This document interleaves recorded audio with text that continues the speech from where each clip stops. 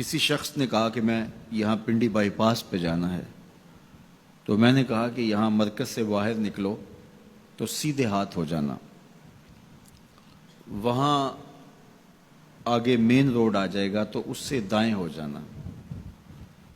کچھ فاصلہ کاٹو گے تو آگے بائی پاس ہوگا۔ تو یہ ہے ارات الطریق، راستہ دکھلانا، اس کی رہنمائی کرنا۔ تو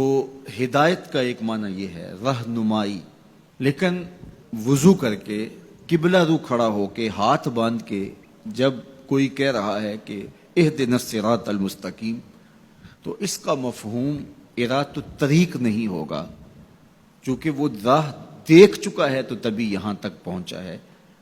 اب اس کا دوسرا معنی ہوگا ایصال الی المطلوب، مطلوب تک پہنچنا۔ اور وہ کیسے ہے کہ کسی نے کہا کہ میں نے بائی پاس پہ جانا ہے اور آگے میں نے شہر کی طرف جانا ہے، تو میں نے اس کو کہا یہاں سے نکلو، دائیں ہو جاؤ، پھر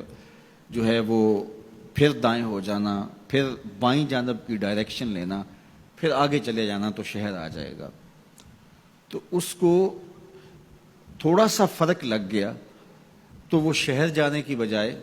وہ گجرانوالہ کینٹ پہنچ جائے گا۔ ارات الطریق میں بھٹکنے کے امکان موجود ہیں، اور اگر کوئی راستے میں بھٹکانے والا کھڑا بھی ہو، ٹریفک پولیس کا وارڈن راستے میں کھڑا ہو اور اس نے وردی وہی پہنی ہوئی ہو، تو وہ کہے کہ نہیں تم ادھر جاؤ، تو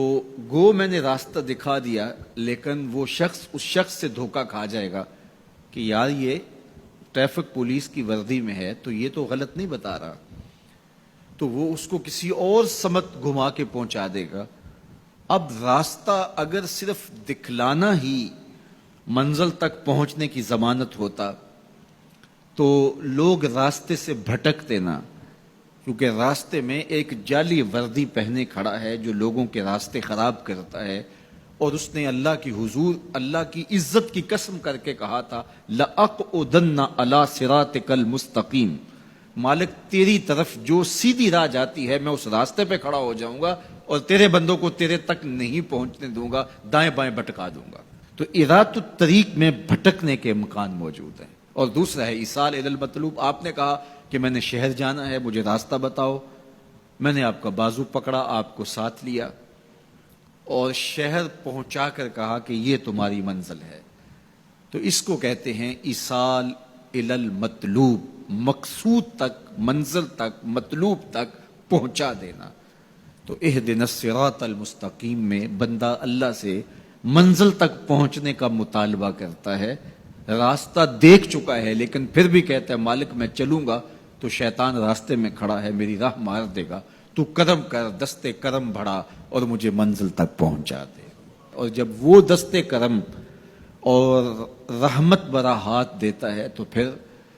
منزل تک پہنچنے میں دیر نہیں لگتی۔ از خود کوئی جتنا مرضی سفر کرے منزل نصیب نہیں ہو سکتی جب تک اس کی کرم نوازی نہ ہو۔